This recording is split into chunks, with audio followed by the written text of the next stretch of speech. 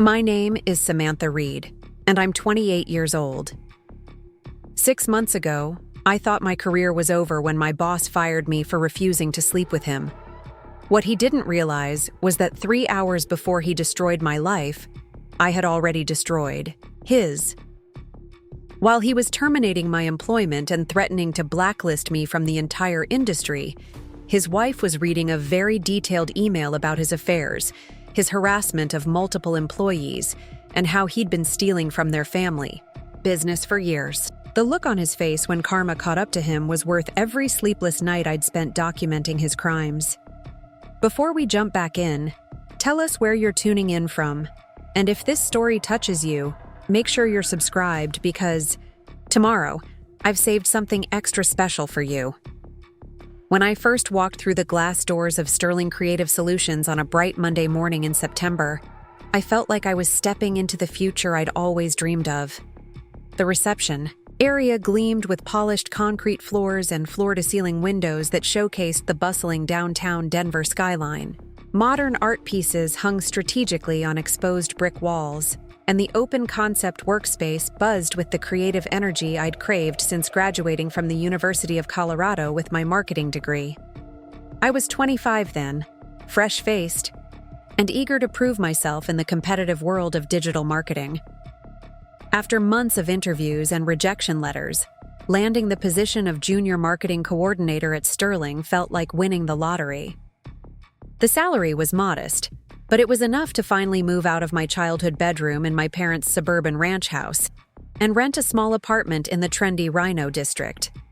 More importantly, it was my chance to work with some of the most innovative brands in the region.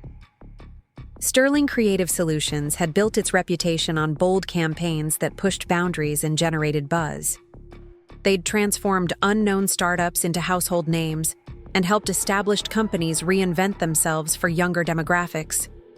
The agency occupied 3 floors of a converted warehouse, with different departments flowing seamlessly into each other. The ground floor housed reception and client meeting spaces. The second floor was dedicated to creative teams and production, and the third floor contained executive offices and the conference rooms where million-dollar deals were negotiated. My desk was positioned in the marketing bullpen on the second floor, surrounded by a diverse team of talented professionals who welcomed me with genuine warmth. There was Ashley Kim, a brilliant social media strategist who could make any product go viral with the right hashtag campaign. Next to her sat Marcus Johnson, our data analytics specialist who could find patterns in consumer behavior that revealed exactly what made people buy. Across from us worked Elena Rodriguez, a copywriter whose words could sell ice to penguins, and Jamie Chen, our graphic designer whose visual concepts were so striking they'd stop people mid-scroll on their phones. The team dynamic was everything I'd hoped for in my first real job. We collaborated seamlessly, bouncing ideas off each other during impromptu brainstorming sessions and celebrating each other's victories when campaigns exceeded client expectations. During lunch breaks, we'd explore Denver's food truck scene, or grab coffee at the artisanal roastery around the corner. After particularly successful weeks, the whole team would head to happy hour at the rooftop bar across the street, sharing stories and building the kind of professional relationships I'd read about in career magazines. Managing this creative chaos was Rebecca Torres, our creative director, who had an uncanny ability to channel our diverse talents into cohesive campaign strategies. Rebecca was in her early 40s, with silver-streaked hair she wore in a sleek bob and an extensive collection of statement jewelry that somehow always perfectly complemented her outfits. She'd worked her way up from intern to executive over 15 years in the industry, and her office walls displayed awards from nearly every major advertising competition in the country. Rebecca took me under her wing from day one, assigning me to increasingly complex projects as I proved my capabilities. Within my first month, I was contributing to strategy sessions for major clients. By month 3, I was presenting my own campaign concepts to the team. Rebecca had a gift for recognizing potential and nurturing it, pushing her team members just outside their comfort zones to help them grow professionally. The agency's success was largely attributed to its founder and CEO, Jonathan Sterling, a charismatic entrepreneur who'd started the company in his garage 12 years earlier, with nothing but a laptop and an unshakable belief in his vision. Now 42, Jonathan had the kind of polished confidence that commanded attention when he entered a room. His salt and pepper hair was always perfectly styled, and he favored expensive suits in charcoal and navy that emphasized his tall, athletic frame. He drove a sleek Tesla Model S and lived in a glass-walled modern home in the exclusive Cherry Hills Village neighborhood. Jonathan's origin story was legendary around the office. He'd dropped out of business school to start Sterling with his college girlfriend, Victoria, whom he'd married after their first million-dollar year. Their love story was often featured in local business magazines, portraying them as Denver's power couple who'd built an empire together. Victoria handled the business operations side while Jonathan focused on creative vision and client relationships. Their professional partnership seemed to complement their personal one perfectly. During my first few months, I had limited direct interaction with Jonathan. He'd nod politely when passing my desk, occasionally stopping to ask Rebecca about specific projects, but his attention was primarily focused on high-level strategy and the major clients who generated the bulk of the agency's revenue. I admired him from a distance, studying how he presented to clients and managed team meetings with the kind of executive presence I hoped to develop someday. The agency culture felt refreshingly modern compared to the corporate horror stories I'd heard from friends working at traditional companies. Preparing and narrating this story took us a lot of time, so if you are enjoying it, subscribe to our channel. It means a lot to us. Now back to the story. We had flexible schedules that allowed for work-life balance, unlimited paid time off, and quarterly team-building retreats to mountain resorts where we'd combine strategic planning with outdoor adventures. The kitchen was always stocked with premium coffee, fresh fruit, and the kind of healthy snacks that kept creative minds sharp throughout long campaign development sessions. Jonathan encouraged innovation and risk-taking, often telling the team that he'd rather see us fail spectacularly while attempting something groundbreaking than succeed with safe, forgettable work. This philosophy attracted top talent from across the region, and Sterling's employee retention rate was remarkably high for an industry known for constant job hopping. People genuinely enjoyed working there, and it showed in the quality of work we produced. My breakthrough moment came during my 6th month when Rebecca assigned me to assist with a major rebrand for a regional outdoor gear company. The client was struggling to connect with younger consumers while maintaining their reputation among serious mountaineers and hikers. Traditional marketing approaches had failed to bridge the gap between authenticity and accessibility, and they were considering hiring a larger agency with more resources. I spent weeks researching their target demographics, analyzing competitor strategies, and identifying the disconnect between their brand message and consumer perceptions. The solution came to me during a weekend hiking trip to Rocky Mountain National Park, when I realized that the most powerful outdoor experiences weren't about having the most expensive gear, but about the confidence to explore beyond your comfort zone. My campaign concept centered on the idea that their products were tools for personal transformation rather than status symbols. Instead of featuring professional athletes in extreme environments, we'd showcase real customers discovering their own capabilities through outdoor adventures. The tagline I proposed was "Find Your Wild," with imagery that emphasized the emotional journey of outdoor exploration rather than technical product features. When I presented the concept to Rebecca, her eyes lit up with excitement. She immediately scheduled a meeting with Jonathan to review my work, and I found myself in the CEO's corner office for the first time, nervously explaining my strategy. To the man whose approval could make or break my career trajectory, Jonathan listened intently as I walked through each element of the campaign, asking insightful questions that demonstrated his deep understanding of both creative strategy and market dynamics. When I finished, he leaned back in his leather chair and smiled broadly. "This is exactly the kind of thinking that sets Sterling apart," he said, his voice carrying the warm confidence that had helped him build relationships with Fortune 500 executives. "You've identified the emotional core that other agencies missed completely." Rebecca, I want Samantha presenting this directly to the client next week." That presentation changed everything for me professionally.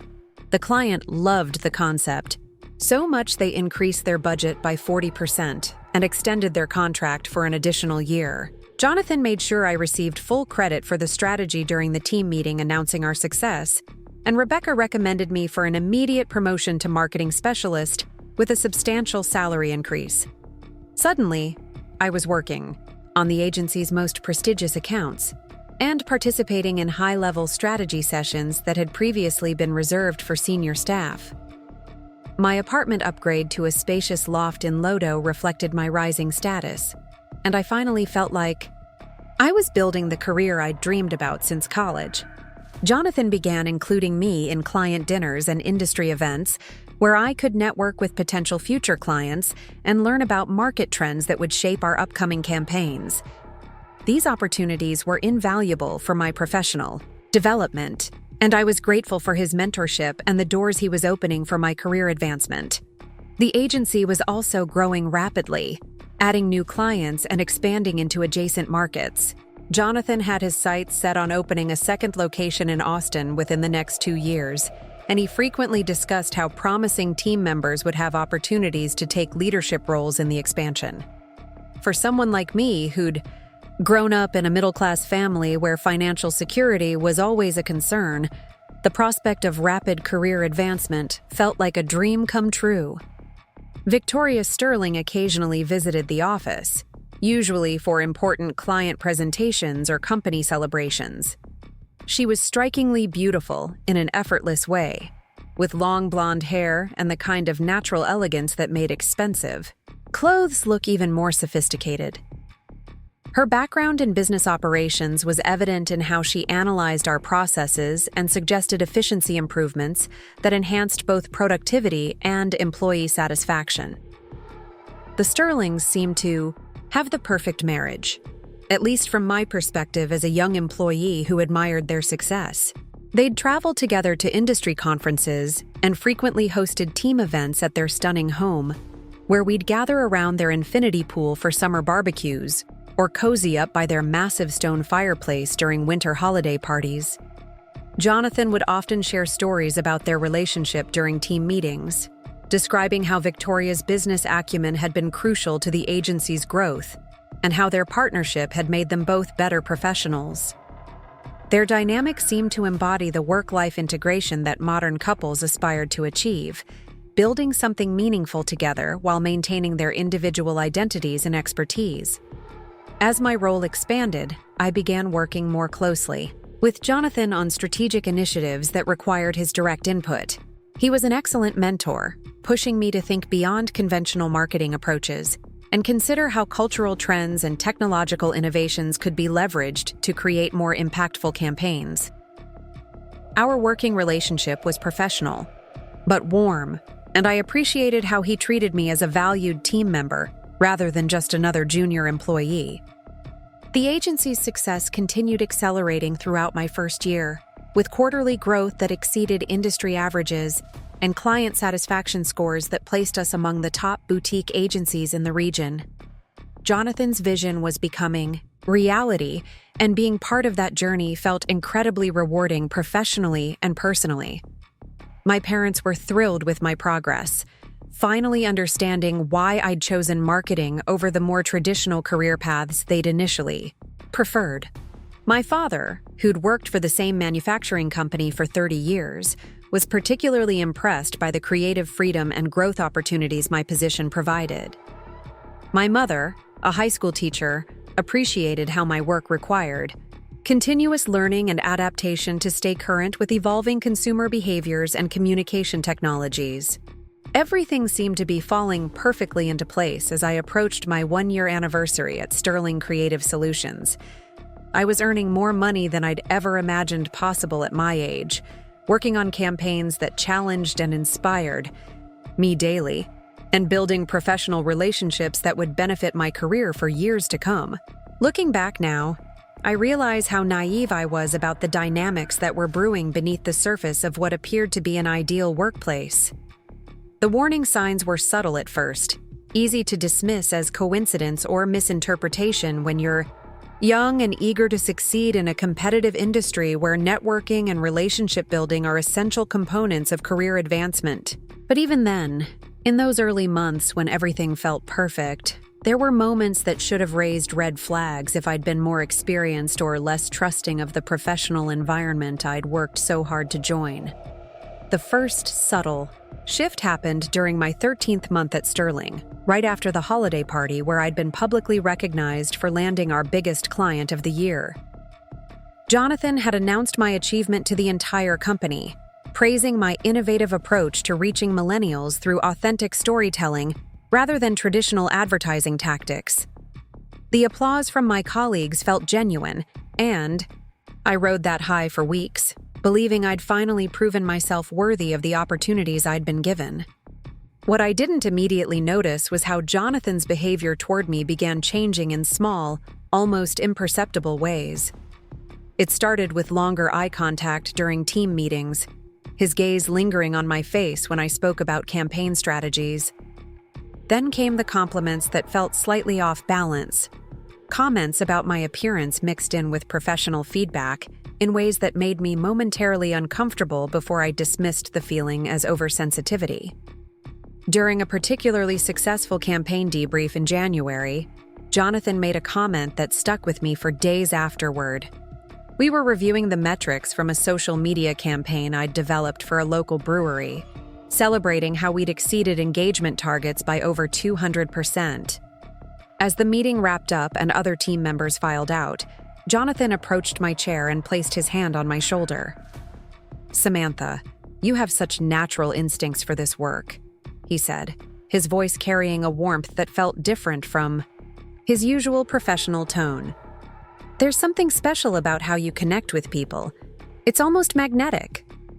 His hand remained on my shoulder longer than seemed necessary, and when I glanced up at him, his expression was more intense than the situation warranted.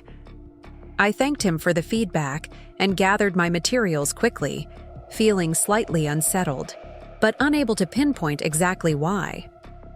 Rebecca had already left for another meeting, and the creative bullpen was mostly empty as people headed to lunch. Jonathan's comment replayed in my mind as I walked back to my desk, wondering if I was reading too much into what was probably just enthusiastic mentorship from someone invested in my professional development. Similar moments began occurring, with increasing frequency over the following weeks. Jonathan would find reasons to stop by my workspace, ostensibly to discuss project details, but often lingering to make conversation about my weekend plans or personal interests. He'd ask about my hiking adventures, my favorite restaurants, whether I was seeing anyone seriously. These questions felt invasive coming from the CEO, but he framed them as getting to know his team better, and I didn't want to seem ungrateful or paranoid. The dynamic became more pronounced during our weekly strategy sessions.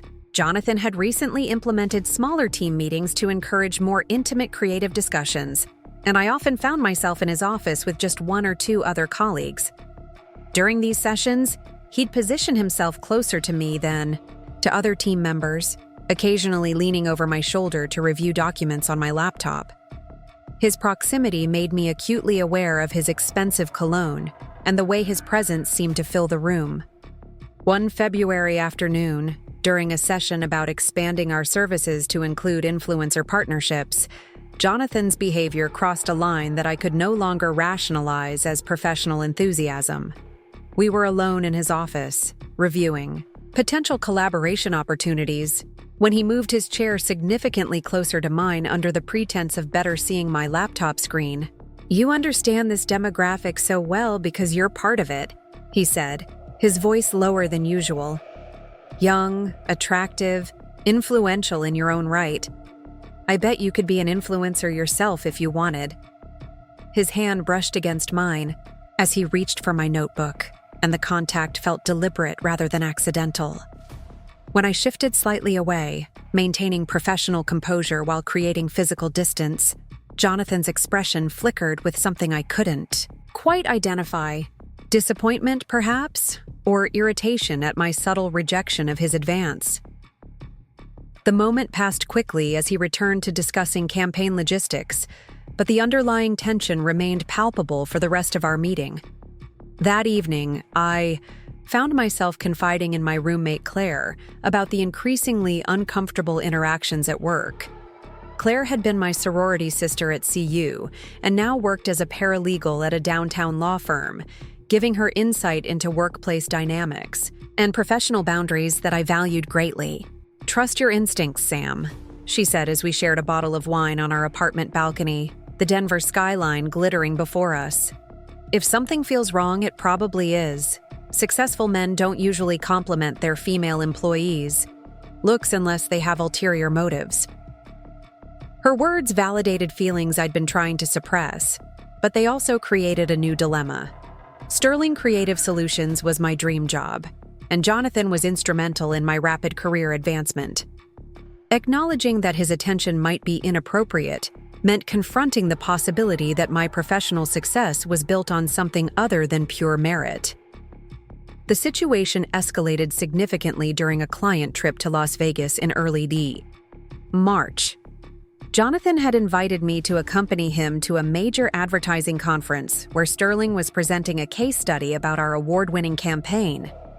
The opportunity to network with industry leaders and represent the agency on a national stage felt like another crucial step in my career development. The conference spanned 3 days, with presentations during the day and networking events each evening. Jonathan had booked us rooms at the Bellagio, explaining that staying at a prestigious hotel would enhance our credibility with potential clients and partners. My room was luxurious beyond anything I'd experienced, with floor-to-ceiling, windows overlooking the famous fountains and marble surfaces that reflected the city's endless lights. Our presentation on the second day went exceptionally well, with audience members approaching us afterward to discuss potential collaborations and speaking opportunities. Jonathan was in his element, charming conference attendees with his vision for the future of creative marketing while highlighting my contributions to our most successful campaigns. I felt proud to be representing Sterling and grateful for the exposure he was providing. The problems began during the networking reception. That evening, Jonathan had been drinking steadily throughout the event, his usual professional restraint gradually dissolving as he became more animated and tactile with people around him. I noticed him placing his hand on my lower back while introducing me to potential clients, a gesture that felt possessive rather than collegial. As the reception wound down, Jonathan suggested we continue networking at the hotel bar, where several conference attendees had gathered for more intimate conversations about industry trends and business opportunities. The setting was dimly lit and sophisticated, with leather banquettes and soft jazz creating an atmosphere more suited to romantic encounters than professional discussions.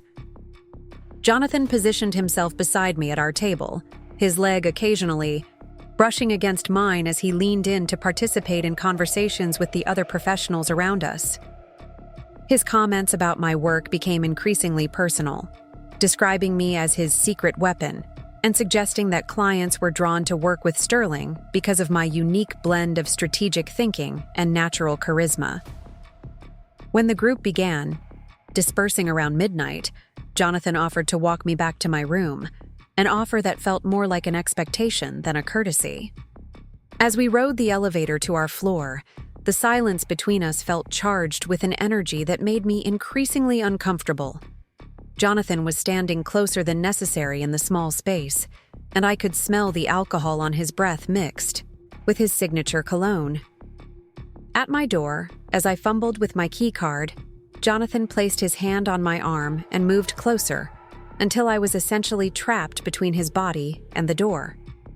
"Samantha, I want you to know how much I appreciate your dedication to Sterling," he said, his voice husky with alcohol and something else I didn't want to identify. "You're incredibly talented and incredibly beautiful.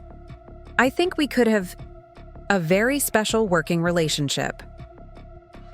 His meaning was unmistakable, and for the first time, I felt genuine fear about the situation I was in. Jonathan was my boss, the person who controlled my career trajectory and professional reputation. He was also significantly larger than me, physically blocking my access to my hotel room while making advances that had nothing to do with business. "I really need to get some sleep before tomorrow's sessions," I managed to say, finally getting my key card to work and slipping into my room before he could follow. I locked the door immediately and leaned against it, my heart racing as I processed what had just happened. Sleep was impossible that night as I replayed the encounter and tried to figure out how to handle the situation professionally. Jonathan was married, my boss, and someone I'd previously respected and trusted. His behavior was clearly inappropriate, but confronting him directly could jeopardize everything I'd worked to achieve at Sterling. The next morning, Jonathan acted as though nothing had happened, greeting me with his usual professional demeanor, and focusing entirely on conference activities.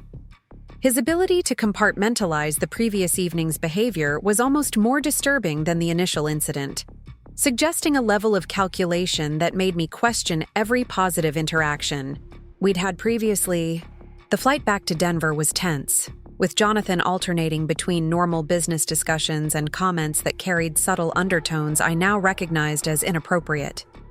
He mentioned how much he'd enjoyed our time together in Las Vegas, how effective we were as a team, and how he looked forward to working more closely with me on upcoming projects. Back at the office, I threw myself into work with renewed intensity, hoping that focusing on campaigns and client deliverables would help me process what had happened and figure out how to move forward professionally.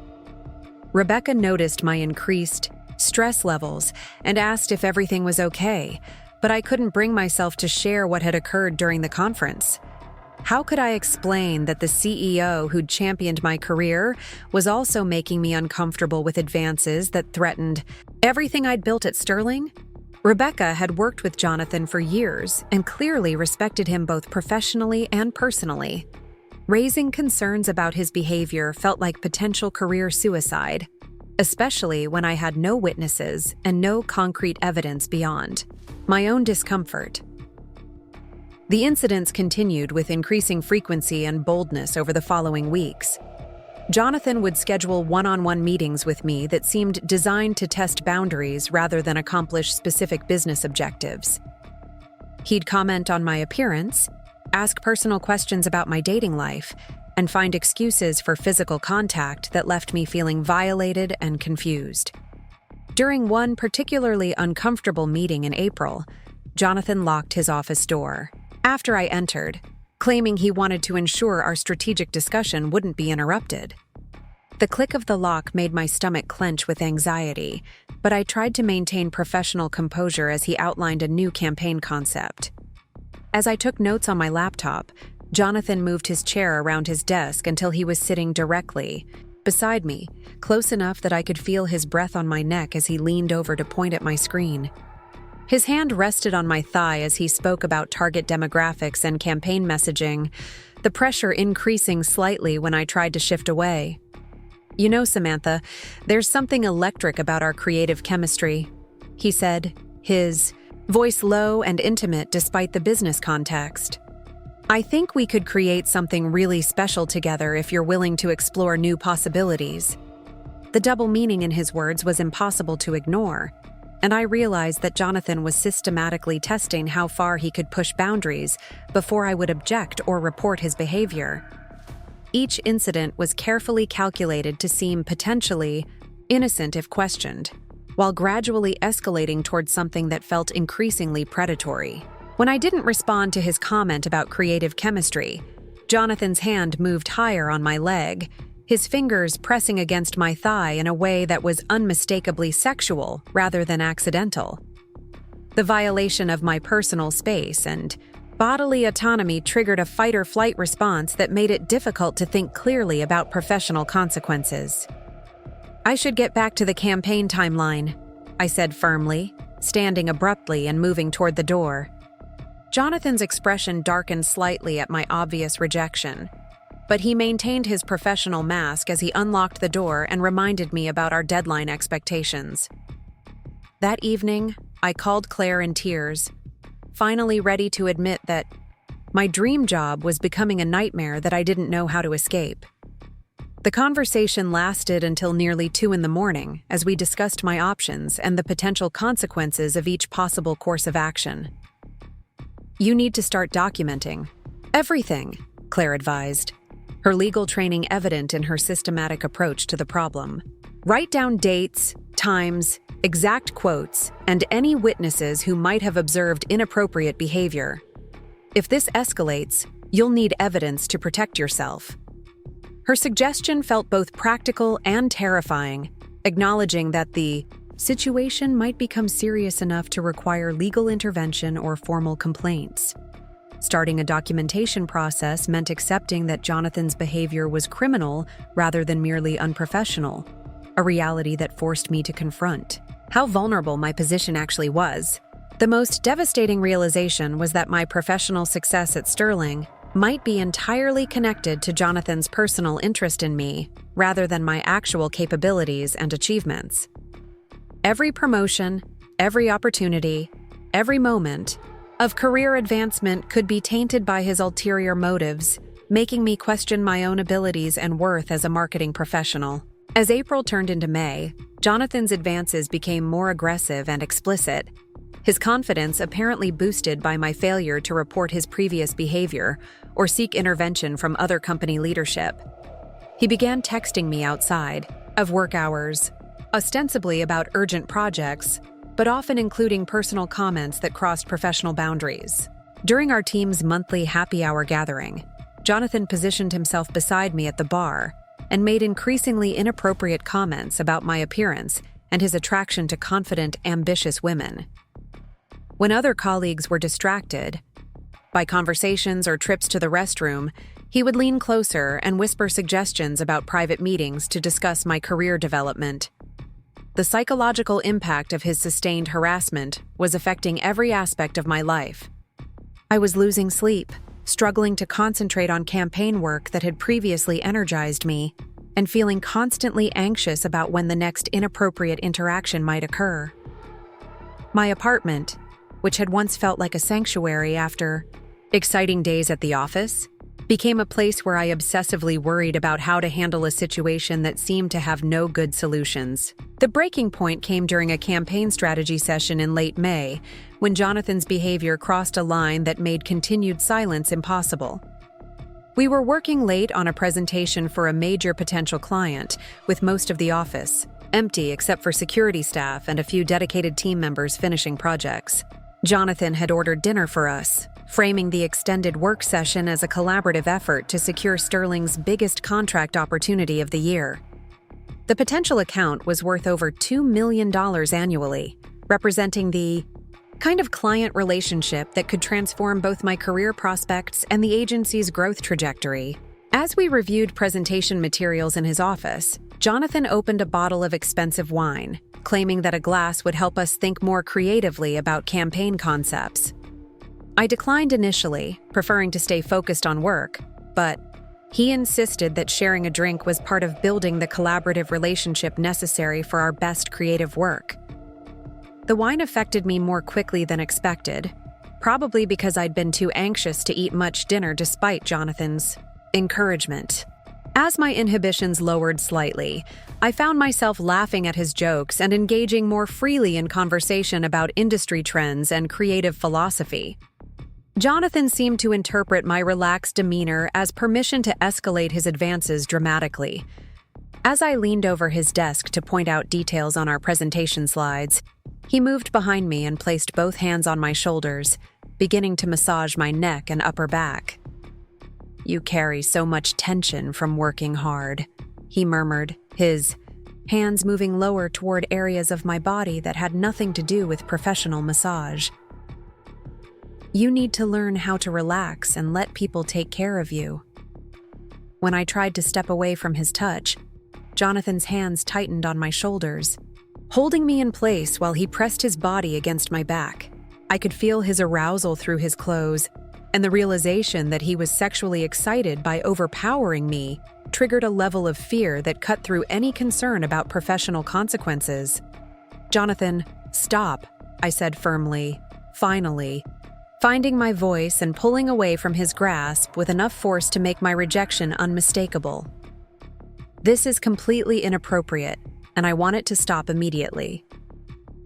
His reaction was swift and chilling, the mask of charming professionalism dropping completely to reveal something much darker underneath. "Don't be naive, Samantha," he said, his voice cold and calculating. "You think your rapid promotions and opportunities have been based purely on merit? You think clients request you specifically because of your strategic brilliance?" The implication was devastating and designed to undermine my confidence in my own abilities while making it clear that he considered my career success to be entirely dependent on his personal favor. Jonathan continued speaking, outlining exactly how precarious my position at Sterling actually was, and how easily he could destroy my reputation if I didn't show appropriate gratitude for his mentorship. "This industry is smaller than you realize," he threatened, moving closer again despite my obvious discomfort. "One word from me about your attitude or work ethic, and you'll find it very difficult to secure another marketing position anywhere in the region. Is that really what you want?" The combination of sexual harassment and professional intimidation was expertly crafted to make me feel trapped and powerless, dependent on his goodwill for both my current position and any future career opportunities.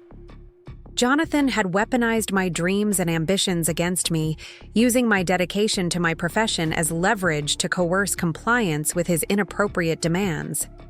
That night, I barely slept as I processed the full scope of what I was facing and began to understand that Jonathan's behavior was part of a calculated pattern rather than isolated incidents of poor judgment.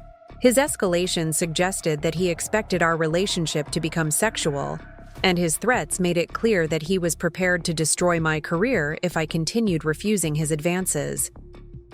The next morning, I called in sick for the first time since starting at Sterling, unable to face returning to an office where I felt unsafe and under constant threat. As I sat in my apartment trying to figure out what to do next, I realized that my situation was likely not unique and that other women at Sterling or in Jonathan's professional network might have faced similar harassment without feeling empowered to speak up about it. The morning after Jonathan's assault in his office, I sat on my living room floor with my laptop, finally ready to confront the reality of what was happening to me. My hands shook as I opened a new document and began typing everything I could remember about his inappropriate behavior, starting from those first uncomfortable moments that I'd tried so hard to rationalize away. The process was excruciating, forcing me to relive each violation while trying to capture the exact words and actions that had made me feel so powerless. Claire had given me a template for documentation that her law firm used for harassment cases, with categories for dates, times, locations, witnesses present, and detailed descriptions of each incident. As I filled in the information, a disturbing pattern emerged that made Jonathan's behavior look even more calculated and predatory than I'd realized in the moment. He had systematically isolated me, tested boundaries, and escalated physical contact in ways that demonstrated clear intent rather than misunderstanding. The first entry covered that January meeting where he'd complimented my magnetic personality while keeping his hand on my shoulder longer than appropriate. Reading my own words back to myself, I felt angry at how I'd dismissed my instincts and convinced myself that I was overreacting to normal professional interaction. The progression through February and March showed a clear escalation pattern, with each incident building on the previous one until his expectations became impossible to ignore. Writing about the Las Vegas conference was particularly difficult because it forced me to acknowledge how vulnerable I'd been in that hotel hallway. Trapped between Jonathan's body and my room door while he made his intentions unmistakably clear, the memory of his breath on my face and the weight of his implicit threats made my stomach churn. But I forced myself to include every detail that might be relevant for building a case against him. The most recent incident, where he'd physically restrained me and threatened my career while making explicit sexual advances, filled 3 pages of detailed documentation. Seeing it written out in stark black text made the criminality of his behavior undeniable. Even to someone like me who'd been trained to minimize and rationalize workplace harassment, as part of professional life for ambitious women. By the time I finished documenting everything I could remember, the sun was setting outside my apartment windows, and I had 47 pages of evidence covering nearly 6 months of systematic harassment. The sheer volume was overwhelming, but it also provided a strange sense of validation for feelings I'd been questioning and dismissing for so long. My phone buzzed with a text message from Jonathan, ostensibly about the client presentation we'd been working on the night before. "Hope you're feeling better today. We should finish reviewing those materials soon. The client is expecting our best work, and I know we make a great team." The innocent-sounding message felt sinister given everything that had happened. Another example of how he maintained plausible deniability while continuing to pressure me for interaction. I screenshot the message and added it to my growing evidence file, then spent the evening researching my options for reporting harassment within Sterling's corporate structure. The employee handbook I'd received during orientation contained a section about workplace conduct and complaint procedures, but reading through it now revealed how inadequate those protections were for someone in my situation. The formal complaint process required employees to first address concerns with their direct supervisor, which in my case was Rebecca, who reported directly to Jonathan. If the direct supervisor was unavailable or part of the problem, employees could escalate to the CEO, which was obviously impossible since Jonathan was both the CEO and the source of harassment. The final option was contacting Sterling's board of directors, but as a privately held company, the board consisted primarily of Jonathan's personal friends and business associates who had invested in the agency's growth. Sterling's HR department was essentially Victoria, Jonathan's wife, who handled payroll and benefits administration, but had no training in harassment investigation or employee protection. The conflict of interest was so obvious that even attempting to report through official channels felt futile and potentially dangerous for my career prospects. My research into external reporting options was only slightly more encouraging. Colorado's Equal Employment Opportunity Commission accepted harassment complaints, but the investigation process could take months or even years, during which time I'd likely face retaliation that could destroy my career permanently. The financial reality was that I couldn't afford to be unemployed for an extended period while waiting for bureaucratic justice, especially when Jonathan's threats about blacklisting me in the industry felt credible given his network and influence. The next morning, I forced myself to return to work, knowing that calling in sick again would only draw more attention to my situation and potentially prompt Jonathan to escalate his harassment under the guise of checking on my well-being. The elevator ride to Sterling's third floor felt like preparing for battle, and I spent several minutes in the lobby bathroom practicing confident facial expressions and professional responses to whatever Jonathan might say or do. Rebecca was waiting at my desk when I arrived, her expression concerned but warm as she asked about my illness the previous day. "I hope you're feeling better, Sam. Jonathan mentioned you were working late on the Morrison account presentation and might have pushed yourself too hard." The innocent comment revealed that Jonathan had already begun crafting a narrative about our extended work session that omitted any mention of his inappropriate behavior. "Much better today," I managed to respond, grateful for Rebecca's genuine concern while feeling guilty about not being able to confide in someone who clearly cared about my well-being.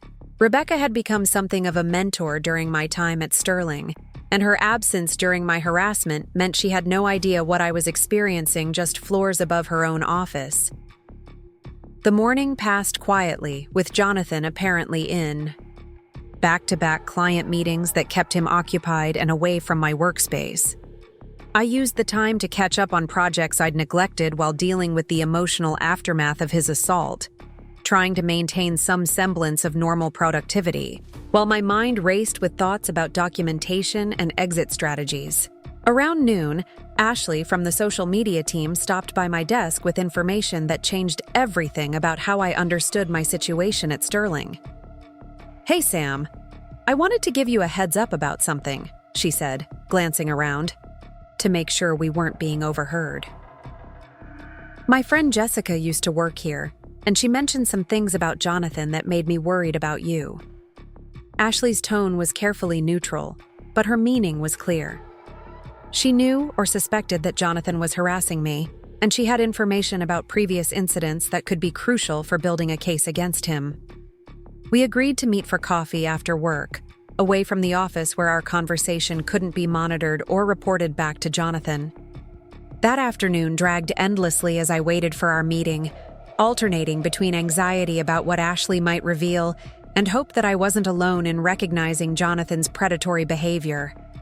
If other women had experienced similar harassment, it would validate my perceptions and potentially provide allies in any formal complaint process. Ashley chose a small coffee shop in Capitol Hill, several miles from Sterling's downtown location, and unlikely to be frequented by our colleagues. She arrived looking nervous but determined, carrying a folder that suggested she'd prepared carefully for our conversation. "Jessica worked here about 2 years ago before you started," Ashley began, stirring her latte methodically while organizing her thoughts. "She was really talented, actually got promoted faster than almost anyone in the agency's history.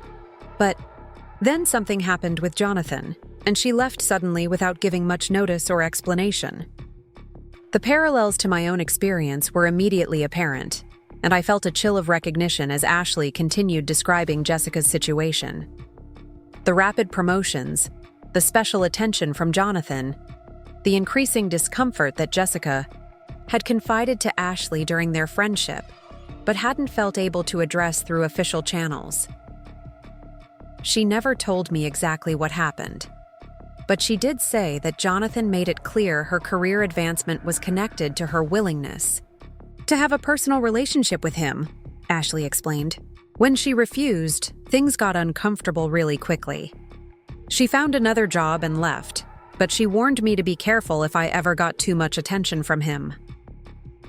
Ashley's revelation was both validating and terrifying, confirming that Jonathan's behavior toward me was part of an established pattern rather than isolated incidents of poor judgment.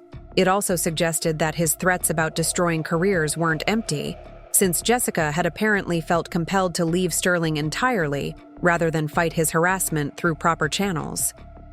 There was also Sarah in accounting, Ashley continued, referring to a woman who'd left Sterling about 6 months before I was hired. She was supposedly let go for performance issues, but Rebecca mentioned once that it seemed sudden and didn't match Sarah's previous work quality. I wondered if there might be more to that story. The possibility that multiple women had been harassed, intimidated, and potentially forced to leave Sterling made Jonathan's behavior feel even more criminal and systematic. It also explained his confidence in threatening my career, since he'd apparently succeeded in silencing previous victims without facing any consequences for his actions. Ashley reached into her folder and pulled out a business card. "Jessica said if I ever needed help with anything related to Jonathan, I should contact this attorney.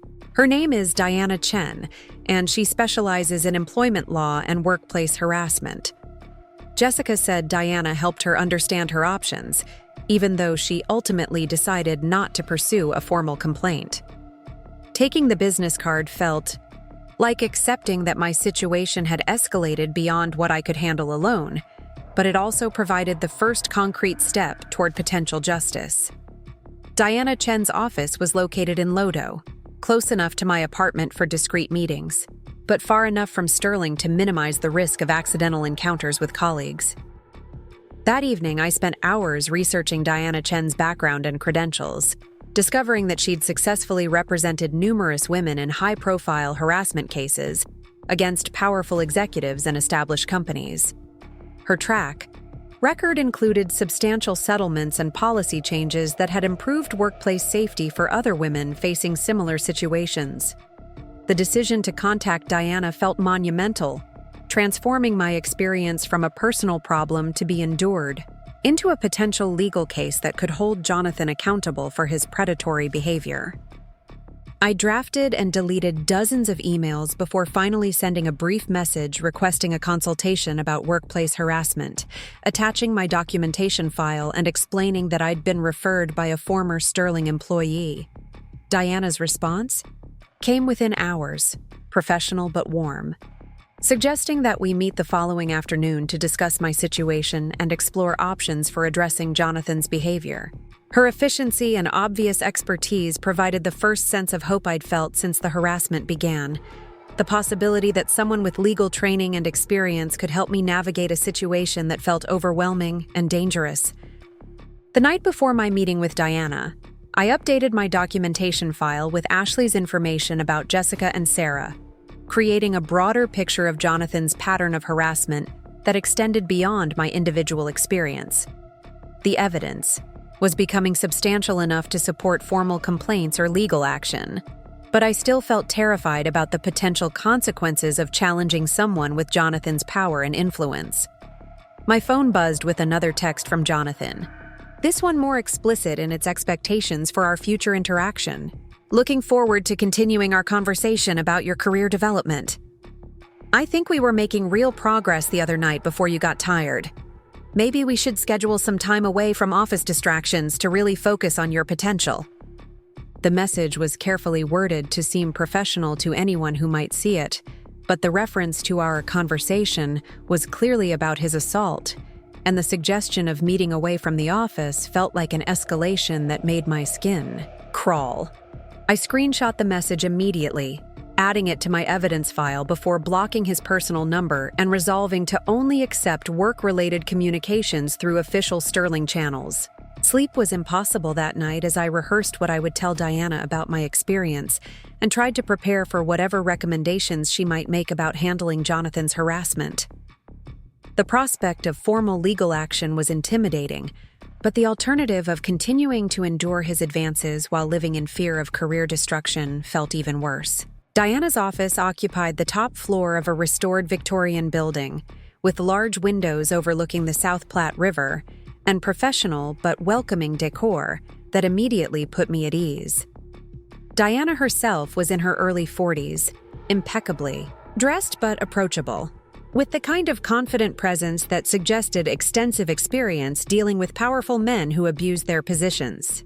Our initial consultation lasted nearly 3 hours as I walked through my documentation chronologically, explaining the context around each incident and how Jonathan's behavior had escalated over time. Diana asked detailed questions about witnesses, company policies, and my attempts to address the harassment through internal channels, taking extensive notes while maintaining the kind of professional empathy that made me feel heard and believed. What you're describing is textbook quid pro quo sexual harassment, Diana explained when I finished presenting my evidence. Jonathan has created a hostile work environment where your career advancement is explicitly connected to your willingness to submit to his sexual advances. The pattern you've documented shows clear intent and escalating behavior that constitutes criminal conduct. Hearing a legal professional validate my experience and confirm that Jonathan's behavior was criminal, rather than merely inappropriate, felt like a weight lifting from my shoulders. For months, I'd been questioning my own perceptions and wondering if I was overreacting to normal workplace dynamics. But Diana's assessment confirmed that my instincts had been correct all along. The challenge we face is proving intent and building a case that can withstand the kind of legal resources someone like Jonathan can deploy to defend himself, Diana continued. He's clearly experienced at this type of harassment, which means he's probably also experienced at avoiding consequences. We'll need to be strategic about how we proceed. Diana outlined several options for addressing my situation, ranging from formal complaints through government agencies to civil litigation that could result in financial damages and policy changes at Sterling. Each approach had advantages and risks that would need to be carefully considered based on my personal priorities and tolerance for extended legal proceedings. The most immediate concern was protecting me from retaliation while we built a stronger case against Jonathan. Diana suggested that I continue documenting any inappropriate behavior while avoiding situations where I might be alone with him, especially outside of normal business hours or away from the Sterling office where other employees might witness interactions. We also need to identify other victims who might be willing to corroborate your experience, Diana explained. Pattern evidence is crucial in harassment cases, especially when dealing with someone who has significant power and resources to challenge individual allegations. The prospect of contacting Jessica and potentially Sarah felt daunting since reaching out to former employees could alert Jonathan to my legal preparations and prompt retaliation before we were ready to file formal complaints. Diana suggested that we proceed carefully, using intermediaries when possible, and ensuring that any communications with potential witnesses were protected by attorney-client privilege. As our meeting concluded, Diana provided me with detailed instructions for enhancing my documentation process, including specific language to use in follow-up emails and techniques for preserving electronic evidence that could be crucial for legal proceedings. She also gave me her emergency contact information, emphasizing that I should reach out immediately if Jonathan's behavior escalated further or if I felt unsafe at work. Walking back to my apartment after the consultation, I felt a strange mixture of relief and apprehension about the path forward. Having legal representation and a concrete plan for addressing Jonathan's harassment provided hope for justice, but it also meant acknowledging that my dream job at Sterling was probably ending, regardless of how successfully we challenged his behavior. The next morning, I returned to work with renewed determination to document Jonathan's continued harassment while protecting myself from further assault. I positioned my workspace to maximize visibility from colleagues, declined all requests for private meetings, and began building relationships with other employees who might serve as witnesses if Jonathan's behavior escalated. My new awareness of the legal implications of every interaction with Jonathan made his continued advances feel even more disturbing and calculated. When he stopped by my desk to discuss campaign timelines, his comments about working closely together and appreciating dedicated team members carried obvious double meanings that I now recognized as part of his systematic approach to harassment. The documentation process became almost therapeutic, transforming each uncomfortable interaction into evidence that could eventually hold Jonathan accountable for his predatory behavior. Instead of feeling helpless and isolated, I began to see myself as building a case that could protect other women from experiencing the harassment I'd endured. Within a week of meeting Diana, I had documented 3 additional incidents of inappropriate behavior, including comments about my appearance during team meetings and suggestions that we work together on projects that would require extensive, one-on-one collaboration. Each incident followed the pattern Diana had identified, escalating pressure disguised as professional opportunity while maintaining plausible deniability if questioned. The most significant development came when Ashley arranged for me to speak confidentially with Jessica, the former Sterling employee whose experience had prompted our initial conversation. Jessica agreed to meet at a neutral location, with Diana's guidance about protecting our communications under attorney-client privilege. Jessica's confirmation of Jonathan's predatory pattern provided the final piece of evidence Diana needed to build an ironclad case against him. Meeting at a quiet restaurant in Cherry Creek, Jessica shared details about her own harassment experience that were disturbingly similar to mine, including the same escalation tactics, the same threats about career destruction, and the same assumption that ambitious women should be grateful for his inappropriate attention. "He told me I had 2 choices," Jessica explained, her voice steady, but her hands trembling slightly as she spoke. "I could show appreciation for his mentorship in the way he expected, or I could find myself struggling to advance in an industry where reputation means everything. When I refused, he made my work life so miserable that leaving felt like the only option." Jessica's experience revealed the sophisticated nature of Jonathan's harassment campaign, designed to avoid obvious retaliation while making victims' professional lives unbearable enough to force resignation. She described how her project assignments became impossible, how her ideas were dismissed in meetings, and how Jonathan gradually excluded her from client interactions that had previously been central to her role at Sterling. The worst part was how he managed to make it look like performance issues, Jessica continued. He'd set unrealistic deadlines, then act disappointed when I couldn't meet them. He'd invite feedback on my work, then use my suggestions to show how I didn't understand client needs. By the time I left, even I was questioning whether I was really good at my job. Diana took extensive notes during our conversation, occasionally asking clarifying questions about specific incidents and their timing relative to Jessica's refusal of Jonathan's advances. The pattern was so clear and systematic that even someone without legal training could see how deliberately Jonathan had orchestrated Jessica's professional isolation and ultimate departure from Sterling. "Would you be willing to provide a formal statement about your experience?" Diana asked Jessica.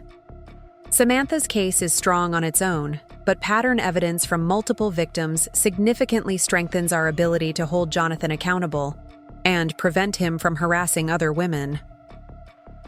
Jessica's hesitation was understandable, given the potential professional risks of challenging someone with Jonathan's influence in the marketing industry.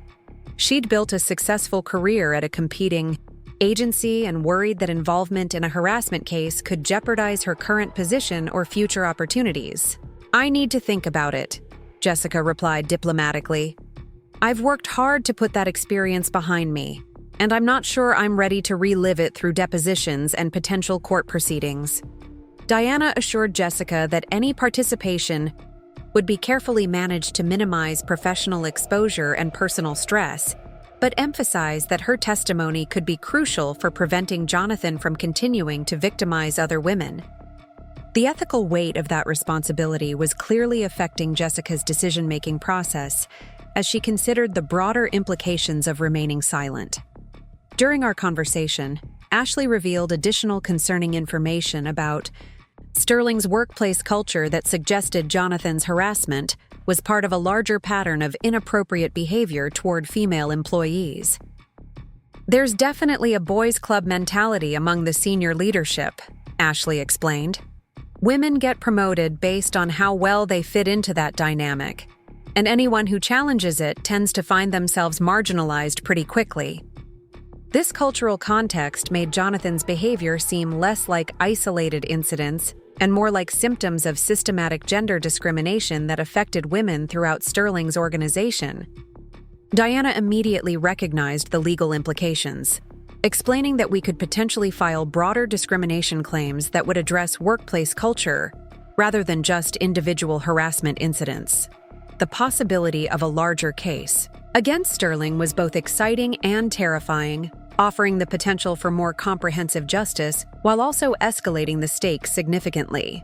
A discrimination lawsuit would likely attract media attention and industry scrutiny that could affect everyone involved, including current Sterling employees who hadn't been directly harassed but benefited from the agency's success. Over the following days, Diana worked to identify additional potential witnesses and evidence sources that could support our expanding case against Jonathan and Sterling. Her investigation revealed financial irregularities that suggested possible embezzlement, discriminatory hiring and promotion practices that favored men, and a pattern of female employee turnover that was significantly higher than industry averages. "We're looking at a much bigger problem than individual harassment," Diana explained during our next meeting. "Jonathan has created a workplace culture that systematically disadvantages women while enriching himself personally and professionally. The scope of potential legal violations is actually quite extensive." Diana's investigation had uncovered evidence that Jonathan was diverting client payments through shell companies, inflating expense reports for personal purchases, and manipulating company finances in ways that defrauded both Sterling's investors and its employees. The embezzlement was sophisticated enough to avoid casual detection, but obvious enough that forensic accounting would reveal clear criminal behavior. "The financial crimes actually give us more leverage than the harassment alone," Diana explained. "White-collar crime carries serious legal consequences that can't be dismissed as he said, she said disputes. If we can prove embezzlement, it corroborates your credibility on the harassment claims and provides additional grounds for both criminal prosecution and civil litigation. The scope of Jonathan's criminal behavior was staggering, involving hundreds of thousands of dollars in diverted funds over several years of systematic theft from his own company. Diana estimated that his embezzlement could eventually reach federal prosecution levels, especially if investigation revealed connections to tax evasion or wire fraud that crossed state lines. Armed with this evidence, Diana developed a comprehensive strategy for confronting Jonathan that would maximize our chances of achieving justice while minimizing my personal risk and professional exposure. The plan involved coordinating with law enforcement, government agencies, and Sterling's board of directors to ensure that Jonathan faced appropriate consequences across multiple jurisdictions. We're going to hit him simultaneously from several directions, Diana explained. Criminal charges for the harassment and embezzlement, civil litigation for workplace discrimination, and regulatory complaints that could affect his professional licenses and industry reputation. By the time we're finished, he won't be able to hurt you or anyone else. The timing of our legal offensive was carefully coordinated to prevent Jonathan from destroying evidence or retaliating against me before authorities could intervene. Diana arranged for search warrants to be executed at Sterling's offices during a major client presentation that would keep Jonathan occupied and away from sensitive documents that could be crucial for prosecution. Meanwhile, I continued working at Sterling while wearing a wire provided by law enforcement to capture additional evidence of Jonathan's harassment and potential admission of other criminal behavior. The psychological pressure of recording our interactions was intense, but it also provided a sense of empowerment, knowing that every inappropriate comment was being documented for eventual use in court. Jonathan seemed to sense that something had changed in our dynamic, commenting several times about how I seemed different lately and asking whether I was satisfied with my career trajectory at Sterling. His fishing expeditions for information about my state of mind suggested paranoia that his behavior might be under scrutiny. But he continued making inappropriate advances that provided excellent evidence for our case. The breakthrough moment came during what Jonathan believed was a private conversation in his office, where he explicitly offered me a promotion to creative director in exchange for beginning a sexual relationship with him. His proposition was recorded in crystal-clear audio that eliminated any possibility of claiming misunderstanding or innocent intent. "You're clearly ready for more responsibility, Samantha," Jonathan said, his voice carrying the confident tone of someone accustomed to getting what he wanted. "I've been thinking about expanding your role significantly, maybe even making you a partner in the agency's growth. But that kind of opportunity requires a very special relationship between us, something that goes beyond normal professional boundaries." His explicit quid pro quo offer was exactly what Diana had hoped to capture, providing undeniable evidence of sexual harassment that would be impossible for Jonathan to explain away or rationalize. The recording also included his detailed description of how our special relationship would need to develop, leaving no doubt about his sexual expectations and their connection to my career advancement. When I politely declined his offer and tried to redirect the conversation to professional matters, Jonathan's response revealed the calculated nature of his harassment campaign. "I think you're misunderstanding how these opportunities work, Samantha," he said, his tone shifting to something more menacing. "Women who succeed in this industry understand that personal and professional relationships are interconnected. Those who don't understand that concept tend to find their careers stalling pretty quickly." The implicit threat was clear, and Jonathan continued by outlining exactly how he could damage my reputation and career prospects if I didn't comply with his expectations. His detailed knowledge of industry networking and his specific threats about spreading negative information demonstrated the systematic nature of his predatory behavior and his confidence in his ability to destroy women who refused his advances.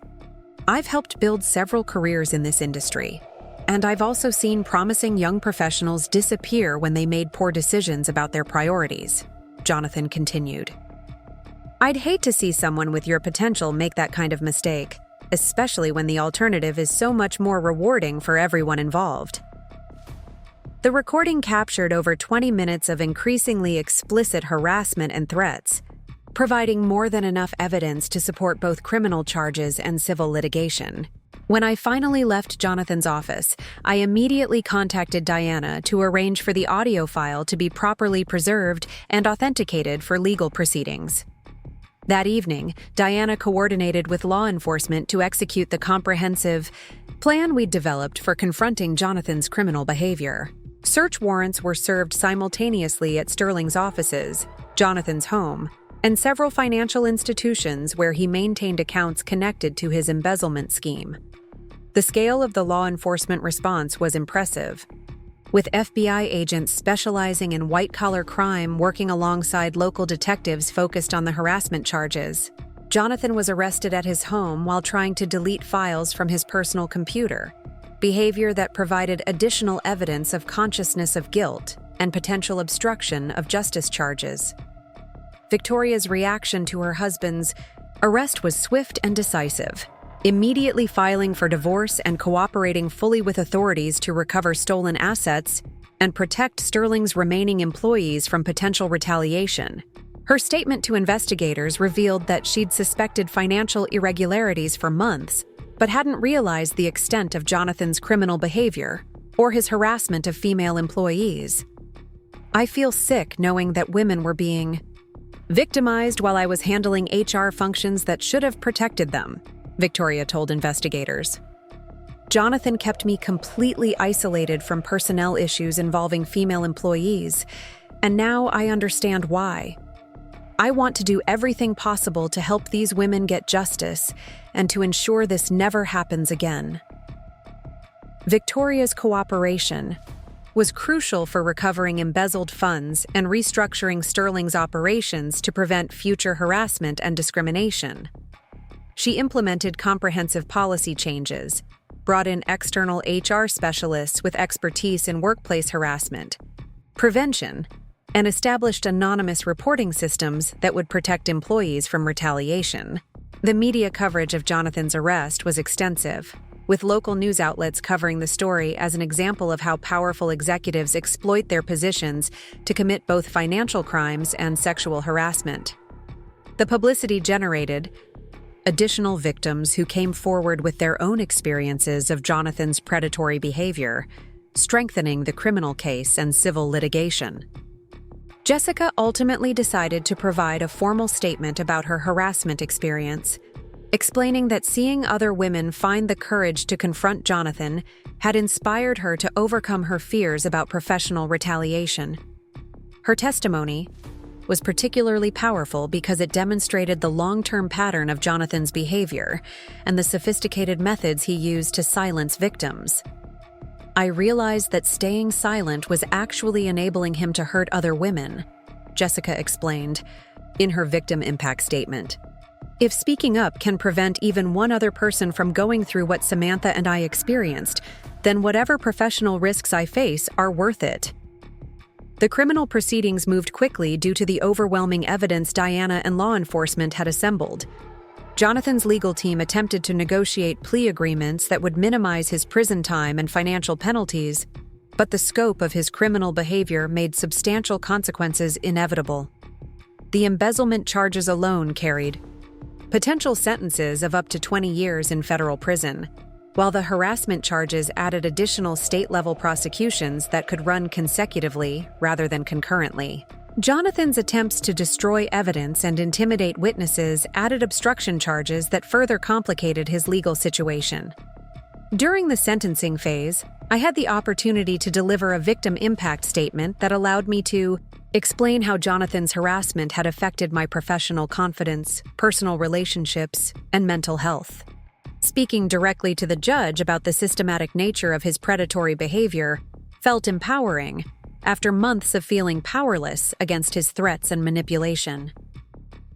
Jonathan Sterling used his position of power to exploit young women who trusted him to mentor their careers, I told the court. His behavior wasn't about attraction or poor judgment. It was about control and dominance over people he saw as vulnerable to his influence. The fact that he combined sexual harassment with financial crimes shows how thoroughly he corrupted his professional responsibilities. The judge's sentence reflected the serious nature of Jonathan's crimes, imposing 12 years in federal prison for the embezzlement charges and additional state-level sentences for harassment that would keep him incarcerated for at least 15 years total. The financial restitution ordered by the court included compensation for his victims, as well as repayment of stolen funds to Sterling and its investors. The civil litigation resulted in a substantial settlement that provided financial compensation for the harassment I'd experienced while also funding policy changes at Sterling and other companies throughout the industry. Diana negotiated terms that included ongoing monitoring of workplace practices and mandatory training programs designed to prevent future harassment and discrimination. My career trajectory changed dramatically following Jonathan's conviction, but in ways that were ultimately more rewarding than anything I could have achieved at Sterling under his corrupt leadership. The media attention surrounding the case led to consulting opportunities with companies seeking to improve their workplace cultures and prevent harassment. I started my own marketing consultancy specializing in authentic brand messaging and ethical business practices, attracting clients who valued integrity over profit maximization. The skills I'd developed during my harassment ordeal, particularly documentation and investigation techniques, proved surprisingly valuable for analyzing brand authenticity and consumer trust. Rebecca Torres left Sterling several months after Jonathan's arrest, joining my consultancy as a creative director and bringing several talented colleagues who wanted to work in an environment free from the toxic culture Jonathan had created. Our agency grew rapidly, attracting both former Sterling employees and new talent who appreciated our commitment to ethical business practices. Victoria successfully restructured Sterling under new leadership, implementing comprehensive reforms that transformed it into a model workplace for gender equality and harassment prevention. The agency's reputation recovered remarkably quickly, with several major clients specifically citing their improved workplace culture as reasons for expanding their partnerships. The broader impact of Jonathan's prosecution extended throughout Denver's marketing industry, prompting other agencies to examine their own workplace cultures and implement stronger protections for employees. Several executives who had previously engaged in similar harassment behavior quietly resigned or modified their conduct to avoid scrutiny. The experience taught me that powerful predators rely on victims' silence and isolation to continue their abuse, but systematic documentation and legal advocacy can overcome even significant power imbalances. Jonathan's conviction demonstrated that no one is too powerful to face consequences for criminal behavior, especially when victims refuse to be intimidated into silence. My relationship with Claire deepened through the ordeal, and she eventually left her law firm to join Diana's practice specializing in employment discrimination and harassment cases. Together, they've represented dozens of women facing workplace harassment, using the precedent established by Jonathan's prosecution to achieve justice for other victims. 2 years after Jonathan's sentencing, I received an unexpected letter from him in prison, attempting to apologize for his behavior and claiming that he'd undergone therapy to address his mistakes in judgment. The letter was carefully worded to avoid admitting criminal intent while seeking some form of forgiveness that might help his eventual parole applications. I chose not to respond to his letter, recognizing that his apology was likely motivated by self-interest rather than genuine remorse for the harm he'd caused. Diana advised that any communication with Jonathan could potentially be used to support his claims of rehabilitation during future parole hearings, making silence the most appropriate response. The letter did prompt reflection on how the experience had transformed my understanding of professional relationships, personal boundaries, and the importance of trusting instincts when dealing with people who seem too good to be true. Jonathan's initial mentorship had felt like the opportunity of a lifetime, but it was actually a carefully constructed trap designed to exploit my ambition and vulnerability. Today, my consultancy employs 15 people and has worked with over 100 companies to improve their workplace cultures and marketing authenticity. We've developed training programs that help employees recognize harassment warning signs and reporting systems that protect victims from retaliation while ensuring appropriate consequences for perpetrators. The work feels more meaningful than anything I accomplished at Sterling because it's built on principles of integrity and empowerment rather than exploitation and manipulation. Every successful campaign we develop and every workplace culture we help improve represents a small victory against the kind of toxic environment Jonathan created. My story has been featured in several business publications as an example of how harassment victims can overcome powerful perpetrators through systematic documentation and legal advocacy. Speaking at industry conferences about workplace harassment, prevention has become an unexpected but rewarding aspect of my career, helping other women recognize warning signs and understand their options for seeking justice.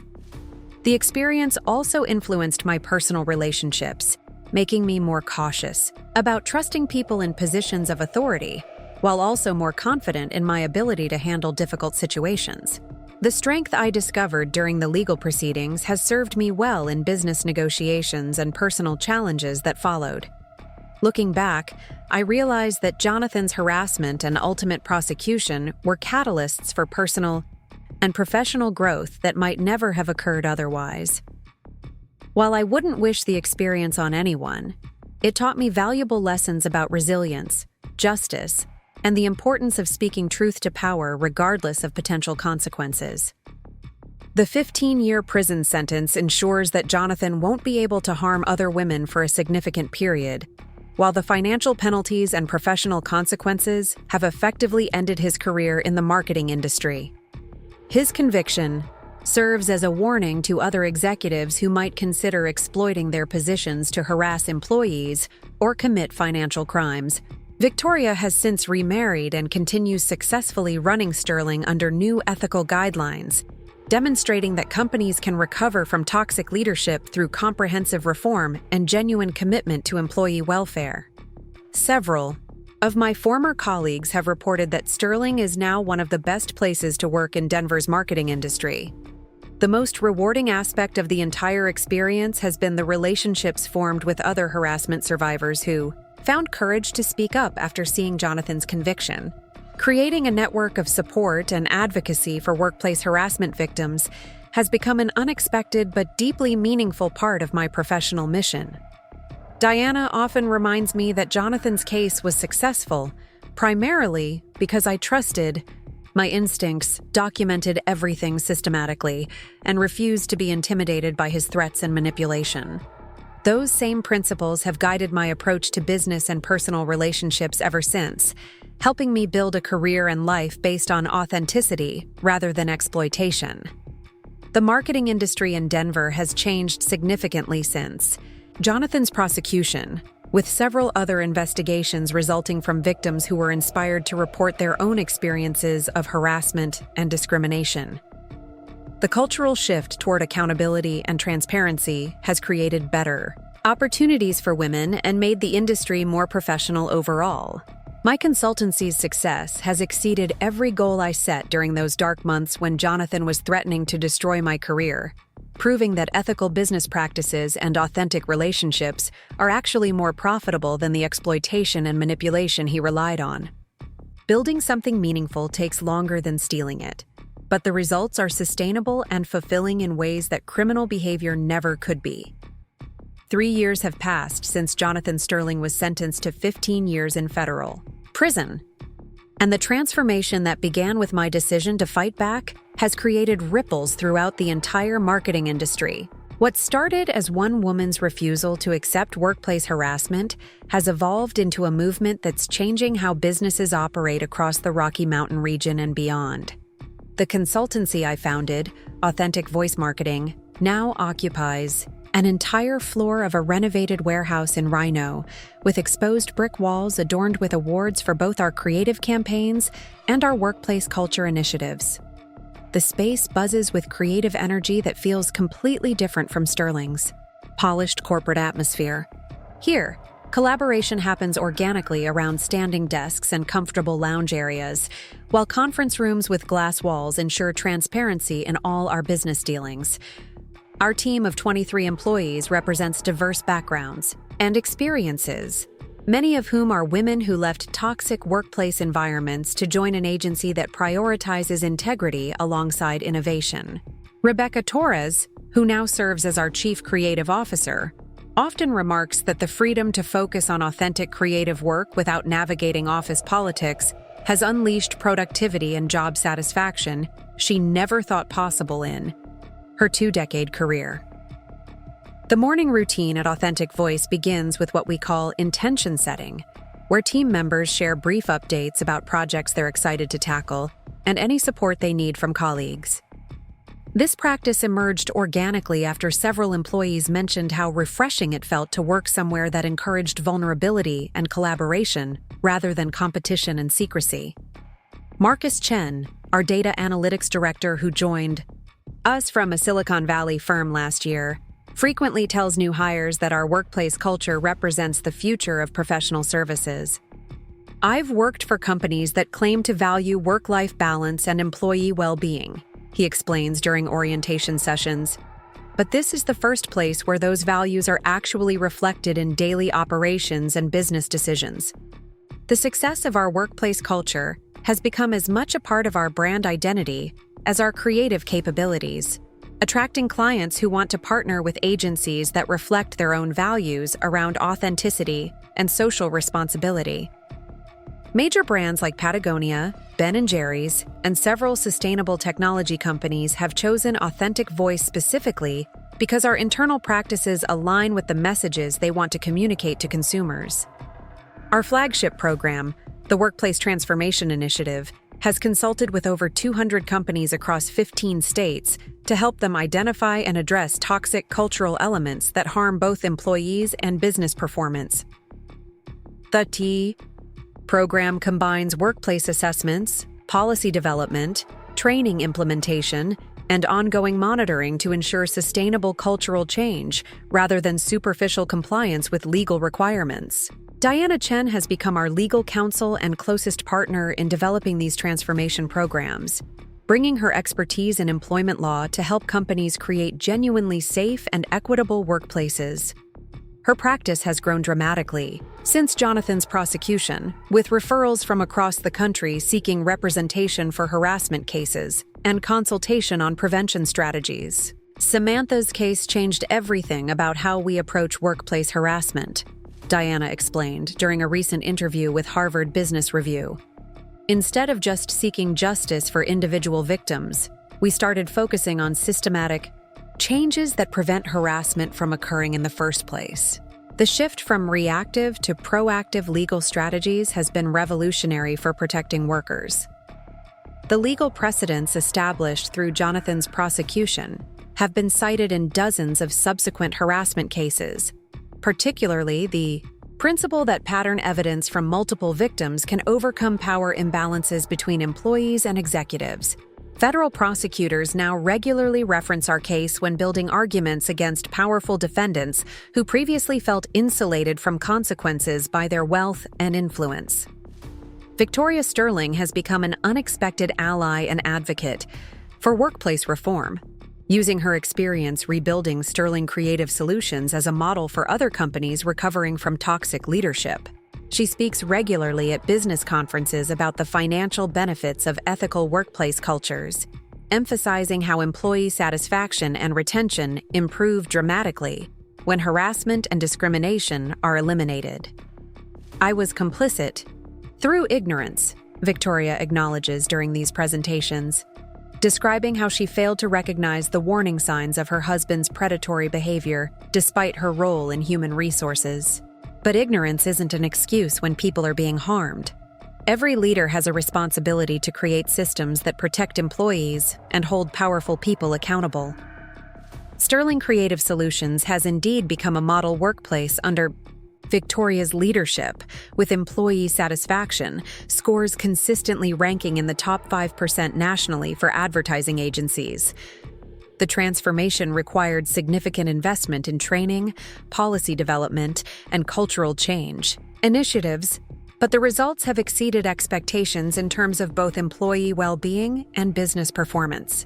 The agency's creative work has improved dramatically since eliminating the toxic dynamics that Jonathan fostered, with campaigns that feel more authentic and emotionally resonant because they're created by teams that feel safe to express genuine creativity.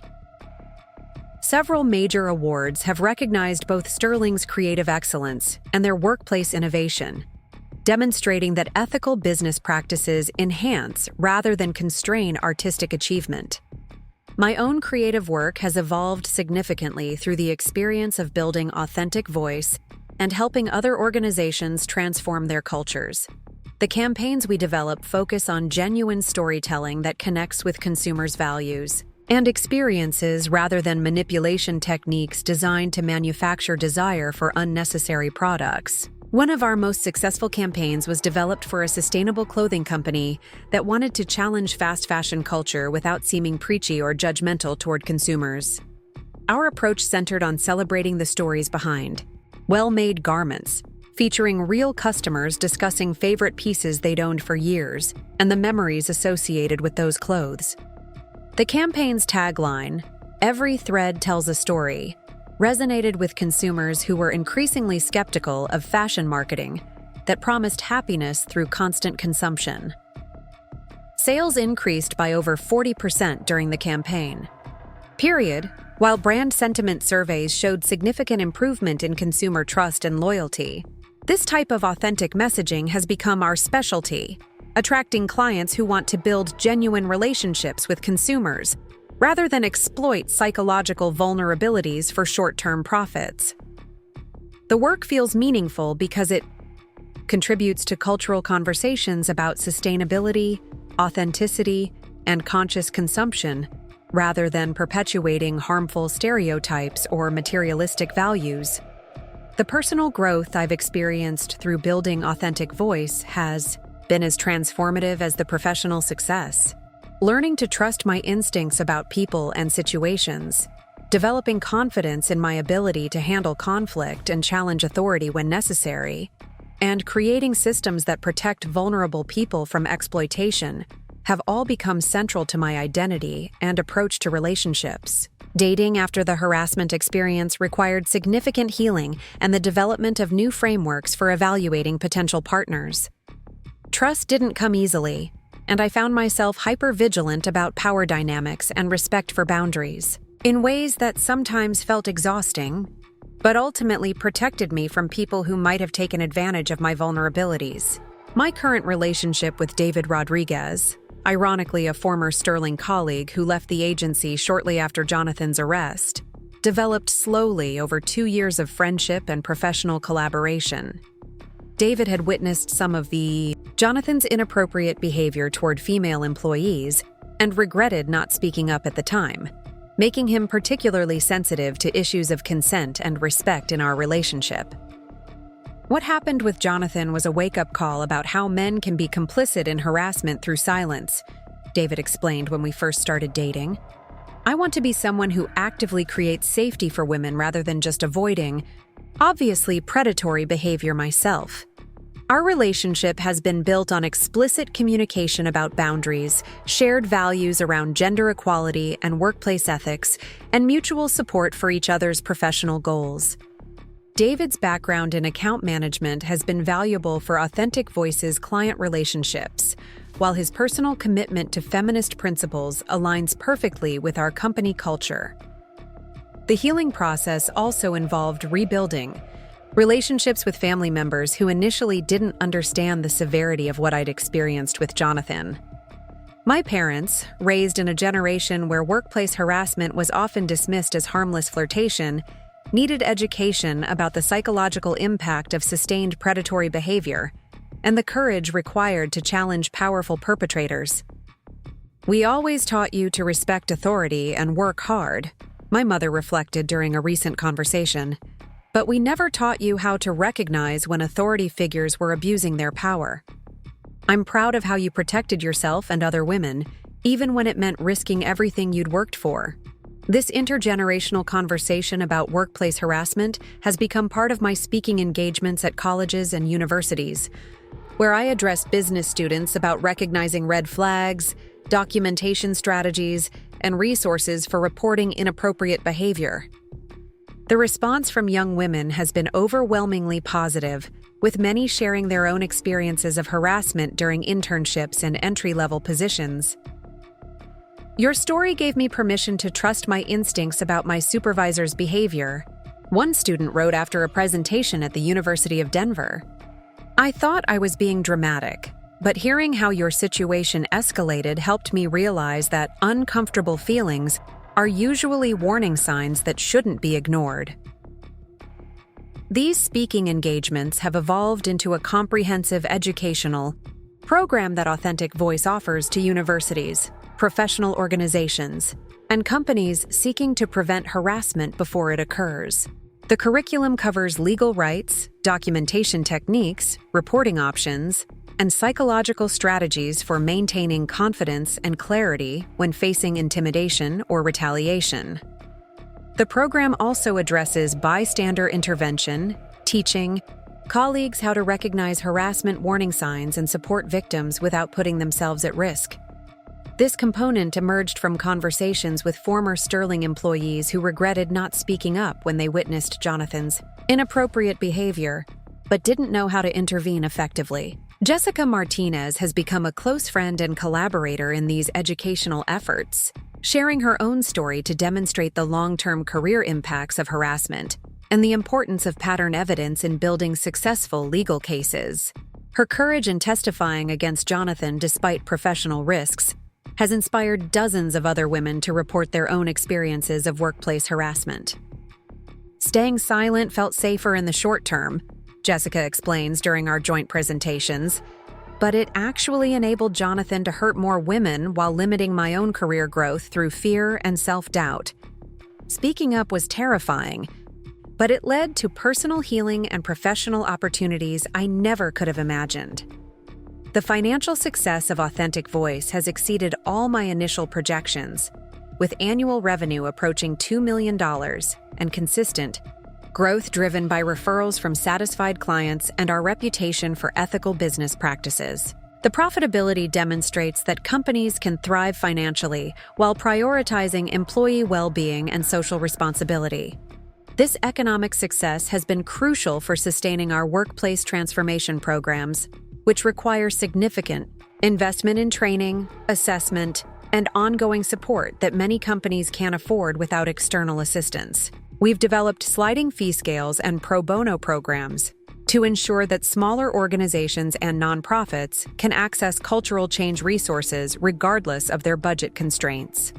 The broader impact of our work has been documented in several academic studies examining the relationship between workplace culture and business performance. Research from Colorado State University's Business School found that companies participating in our transformation programs showed average increases of 23% in employee retention and 31% in productivity within 18 months of implementation.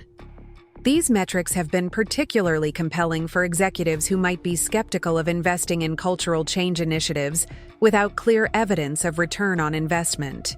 The business case for preventing harassment and creating inclusive workplaces has become much stronger as more data demonstrates the connection between employee well-being and organizational success.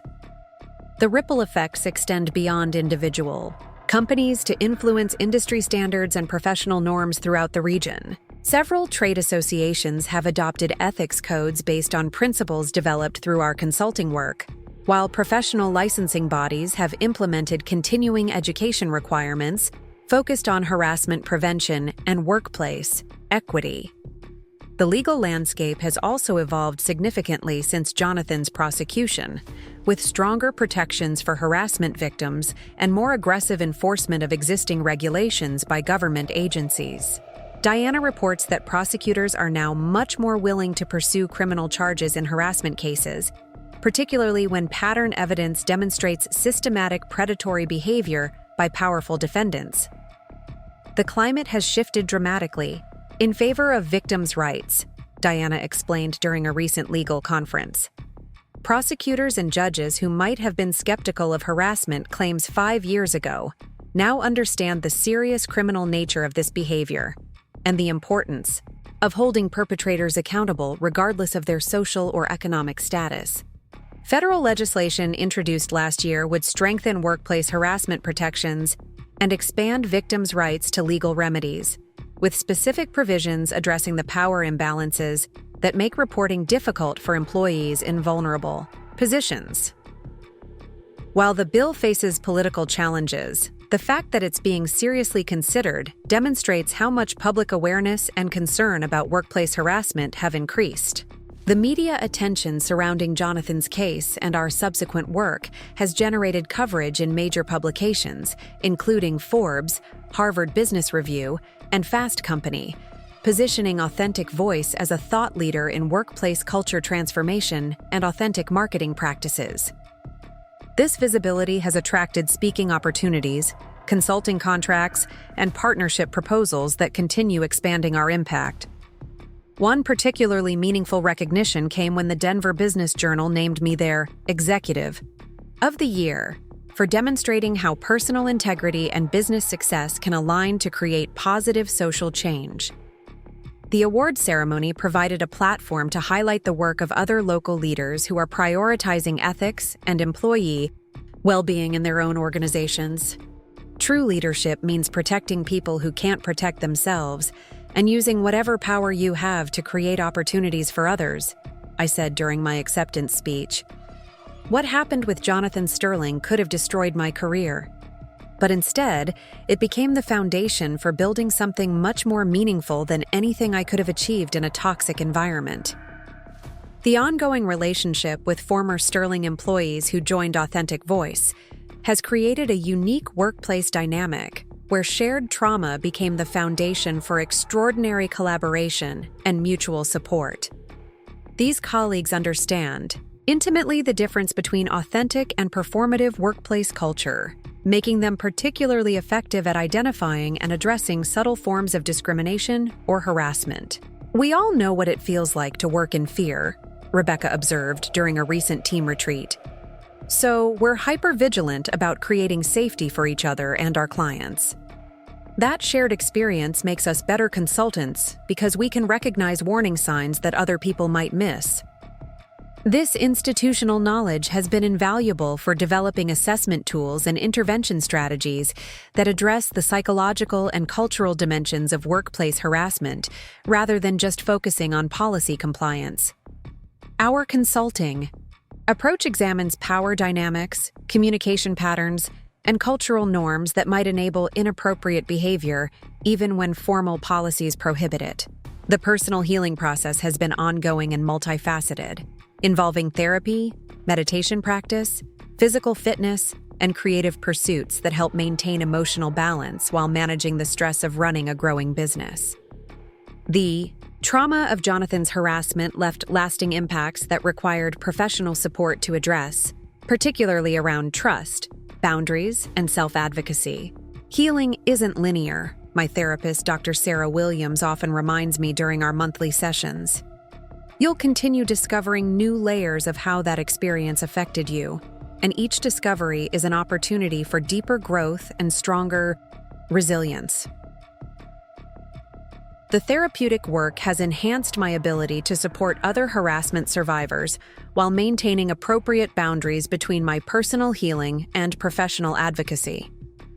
Understanding my own triggers and coping mechanisms helps me recognize when clients or colleagues might need additional support beyond what our programs can provide. Physical fitness became an unexpected but crucial component of my recovery process, with rock climbing providing both physical challenge and metaphorical framework for overcoming obstacles that seem impossible until you develop the skills and confidence to tackle them systematically.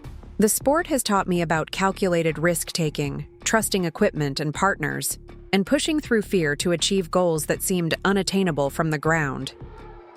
The climbing community in Colorado has become another source of friendships and support, with people who value authenticity, mutual assistance, and honest communication about abilities and limitations. Many of my closest relationships now come from this community, where shared adventures and challenges create bonds that feel genuine and sustainable. Creative writing has also become an important outlet for processing experiences and exploring ideas about justice, power, and personal transformation. Working on a memoir about the harassment experience and its aftermath has helped clarify my thoughts about systemic change and individual agency, while potentially providing inspiration for other women facing similar challenges. The book project, tentatively titled Authentic Voice: How Fighting Workplace Harassment Changed My Life and Career, has attracted interest from several publishers who recognize the market demand for stories about women overcoming professional obstacles through courage and strategic action. The writing process has been emotionally challenging but ultimately therapeutic, helping me understand how my individual experience connects to broader social patterns. Looking toward the future, Authentic Voice is planning expansion into new markets while deepening our impact in Colorado through partnerships with educational institutions, government agencies, and community organizations. The goal is sustainable growth that maintains our values and culture while reaching more people who could benefit from workplace transformation services. International opportunities are also emerging, with inquiries from companies in Canada, the United Kingdom, and Australia seeking consultation on workplace culture issues. The universal nature of harassment and discrimination means that our approaches could be adapted for different legal and cultural contexts while maintaining core principles about safety, respect, and authenticity. The 5-year vision includes establishing an Authentic Voice Institute that would train other consultants in our methodologies, creating a network of practitioners who could expand our impact while maintaining quality standards and ethical principles. This scaling strategy would allow us to help more organizations without losing the personal attention and customization that make our current programs effective. Research partnerships with universities could also advance understanding of workplace culture dynamics and develop evidence-based approaches to preventing harassment and discrimination. Academic collaboration would lend additional credibility to our work while contributing to broader knowledge about organizational behavior and social change. The most rewarding aspect of this journey has been witnessing how individual acts of courage can create collective transformation when supported by strategic thinking, legal expertise, and community solidarity. What began as one woman's refusal to accept harassment has evolved into a movement that's making workplaces safer and more equitable for thousands of people. Every client success story, every employee who feels safe to be authentic at work, every policy change that protects vulnerable workers represents a victory against the kind of toxic culture that Jonathan Sterling created and defended. The cumulative impact of these individual victories is reshaping professional norms and creating new standards for how organizations treat their most valuable asset, their people. The legacy I hope to leave through this work is a business ecosystem where harassment and discrimination are so universally condemned and swiftly addressed that they become rare exceptions rather than accepted hazards of professional life.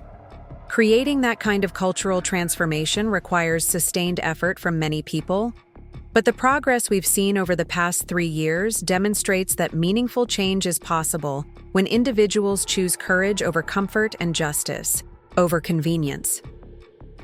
Jonathan Sterling will spend the next 12 years in federal prison, his reputation destroyed and his ability to harm other women eliminated for the foreseeable future. But the more important victory is the thousands of women who now work in safer environments, speak up more confidently when they experience inappropriate behavior, and know that their concerns will be taken seriously by leaders who understand the serious consequences of workplace harassment. The ripple effects of choosing to fight back against injustice continue expanding in ways I never could have predicted, touching lives and changing systems far beyond anything I could have accomplished. By staying silent and accepting harassment as the price of professional success, every day brings new evidence that authentic leadership and ethical business practices aren't just morally superior to exploitation and manipulation, they're also more effective for achieving sustainable success and meaningful impact. Up next, you've got 2 more standout stories right on your screen. If this one hit the mark, you won't want to pass these up. Just click and check them out.